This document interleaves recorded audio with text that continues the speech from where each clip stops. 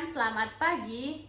Halo teman-teman semuanya, perkenalkan kami dari kelompok 2. Pada kesempatan kali ini kami ingin membahas materi yaitu hasil dari perbandingan implementasi serta analisis algoritma bubble sort dan quick sort. Sebelum memasuki materinya, izinkan kami untuk memperkenalkan diri kami masing-masing terlebih dahulu. Perkenalkan, saya Karina Putri Prasetyawan dengan NIM 256151033 dan teman saya. Perkenalkan, nama saya Juwita Evalina Sitohang dengan NIM 256151032. Lalu dengan saya sendiri, Dita Dwi Zerlina Putri dengan NIM 256151044. Dan saya Amanda Rizky Aprilia dengan NIM 251611054. Baik, lanjut memasuki pembahasan materinya. Halo semuanya, pada kesempatan kali ini saya akan membahas tentang bubble sort. Sebelum masuk ke pembahasan utama, kita perlu memahami terlebih dahulu apa itu sorting. Sorting adalah proses mengurutkan data berdasarkan aturan tertentu, misalnya dari data terkecil ke terbesar atau sebaliknya. Proses sorting sangat penting dalam dunia pemrograman karena membantu data menjadi lebih rapi, mudah dicari, dan lebih cepat diproses. Selanjutnya ke pengertian bubble sort. Apa itu bubble sort? Bubble sort adalah salah satu algoritma pengurutan data yang paling sederhana. Cara kerjanya yaitu dengan membandingkan dua elemen yang berdekatan secara berulang. Jika urutannya salah, maka kedua elemen tersebut akan ditukar posisinya. Proses ini dilakukan terus-menerus sampai seluruh data tersusun dengan benar. Disebut bubble sort karena nilai terbesar akan bergerak ke akhir array seperti gelembung yang naik ke permukaan. Selanjutnya kita ke cara kerja bubble sort. Cara kerja bubble sort dimulai dengan membandingkan data pertama dan kedua. Jika data pertama lebih besar, maka dilakukan pertukaran posisi atau swap. Setelah itu, algoritma akan lanjut, membandingkan pasangan data berikutnya hingga akhir array. Proses ini diulang beberapa kali, sampai tidak ada lagi data yang perlu ditukar. Dengan demikian, data akan tersusun secara berurutan. Oke, kita akan lanjut ke materi selanjutnya. Selanjutnya saya akan menjelaskan tentang ilustrasi proses bubble sort. Sebagai contoh, misalnya terdapat data 5, 3, 8, dan 2. Kita akan mengurutkan dari angka yang terkecil ke yang terbesar. Bandingkan angka pertama membandingkan angka pertama dan angka kedua yaitu 5 dan 3. Karena 5 lebih besar daripada 3, maka harus ditukar. Jadi 3 di depan dan 5 di angka kedua. Terus langkah kedua, bandingkan angka berikutnya yaitu 5 dan 8. Karena 5 lebih kecil daripada 8, maka tidak ditukar. Jadi hasilnya tetap 3, 5, 8, dan 2.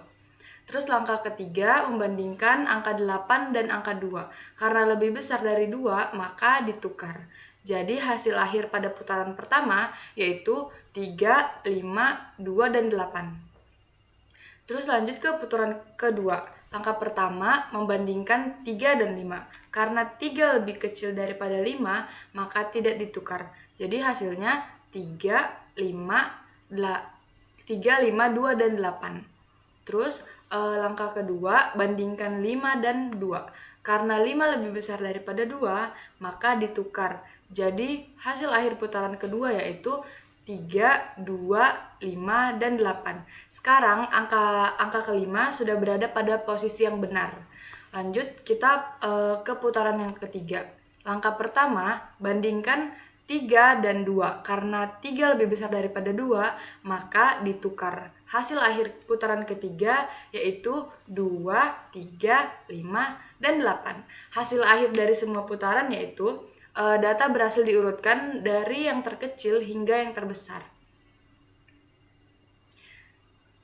Dah. Belum. Ini belum. Ini gimana ya? Kan alurnya. Ini langsung ini enggak sih aku baca? Ya. Ya. Jadi kesimpulannya atau jadi alur. Jadi alur bubble sort-nya yaitu Jadi, alur bubble sort-nya itu bekerja menggunakan proses perulangan atau looping yang terus-menerus membandingkan data yang berdekatan. Algoritma akan memeriksa apakah masih ada data yang perlu ditukar.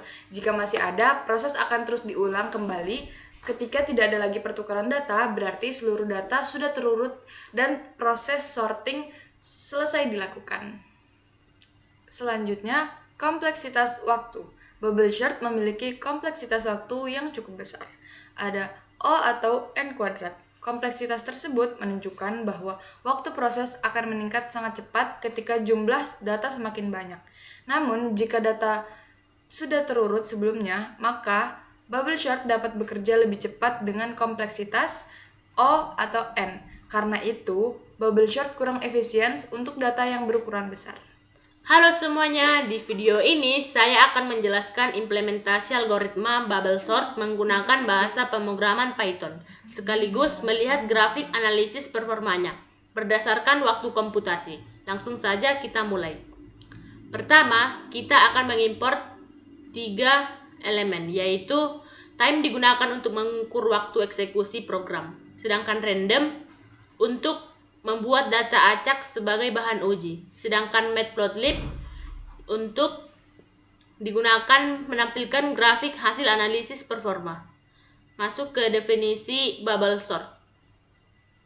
Ini adalah fungsinya sebagai kita punya 2 perulangan yang bersarang.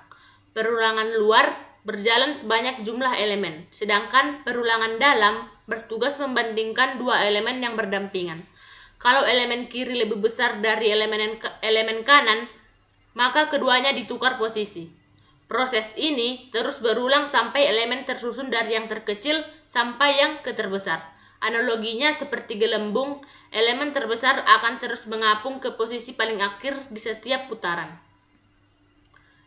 Nah, di sini kita akan uji waktu komputasi. Ini mendefinisikan variasi jumlah data yang akan diuji, yaitu 100, 500, 1000, sampai 2000, dan 5000 elemen. Semakin besar jumlah datanya, kita bisa lihat seberapa lama waktu yang dibutuhkan algoritma ini. List waktu atau bubble disiapkan sebagai tempat menyimpan hasil waktu tiap pengujian. Masuk ke sini. Ini adalah bagian inti dari analisis performa. Untuk setiap ukuran input, kita membuat data acak sebanyak N elemen menggunakan random sample. Kemudian kita catat waktu sebelum fungsi bubble sort dijalankan menggunakan time. Lalu catat lagi waktu setelah selesai. Selisih keduanya adalah waktu komputasi yang kita simpan dan tampilkan di terminal. Nah, di sini kita akan membuat grafik. Terakhir, kita tampilkan hasilnya dalam bentuk grafik garis. Sumbu X menunjukkan jumlah input, sumbu Y menunjukkan waktu komputasi dalam detik. Setiap titik pada grafik mewakili satu hasil pengujian. Grafik ini yang nantinya kita bandingkan dengan hasil quicksort kelompok kita sebelumnya. Nah, masuk ke output, kita run.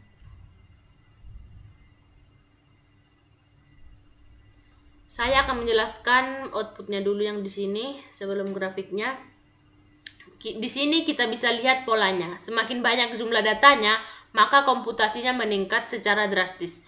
Ini karena bubble sort memiliki kompleksitas waktu. Artinya, kalau jumlah datanya 2 kali lipat, waktu yang dibutuhkan bisa meningkat 4 kali lipat. Inilah yang membuat bubble sort kurang efisien untuk data dalam jumlah besar. Sekarang kita masuk ke grafiknya.